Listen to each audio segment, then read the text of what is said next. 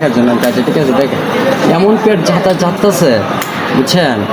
পরে তো মনে করেন যে আমি একবার লাভ দিয়ে উঠি, চিৎকার দিয়ে। আমি ভাবলাম আমাকে হয়তো বাইরে যাওয়ার জন্য প্রস্তুত, কারণ আমার তো পাসপোর্ট সব কিছু হয়ে গেছে। আমাকে হয়তো আমার লাস্ট ট্রিটমেন্ট, এই জন্য একটু ভালো করে দেখতেছে।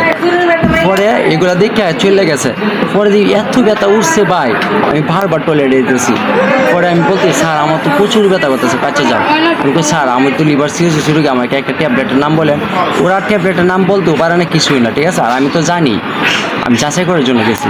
পরে আমাকে কী করছে, এই বলতে আপনাকে বলছি না যাওয়ার লেগে। পরে আমি কী করছি, ফোন অন করার সাথে সাথে আমার ফোন কেড়ে নেওয়ার চেষ্টা করতেছে। আর আমাকে ধাক্কা দিয়া আমার ওয়াইফ কিন্তু আজকে আমাকে দেখার জন্য আমার ওয়াইফকে কী করছে, ধাক্কা দিয়ে ফালাইয়া দিছে, আমাকেও ধাক্কা দিয়ে ফালাইয়া দিছে, ঠিক আছে? পরে আমি হ্যাঁ হ্যাঁ ভাই,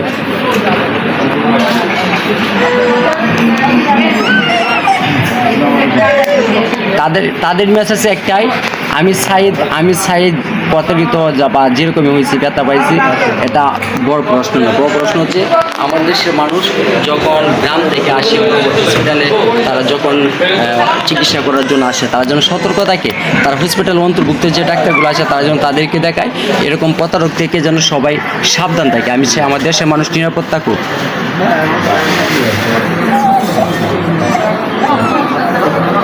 হ্যাঁ হ্যাঁ, এরা অভিজ্ঞতা, এরা মন্ত্রমতো শিখতে আসছে। হ্যাঁ হ্যাঁ হ্যাঁ হ্যাঁ, লাট সমাধান বলতে এখানে আমার, তারপর আমাকে তো অনেকে চিনে, অনেকে করেছে ওকে বাধা দিতেছে, বাইরে নিরাগে দিতেছে না, সবাইকে ধাক্কা টাক্কা এরা ধরতেছে।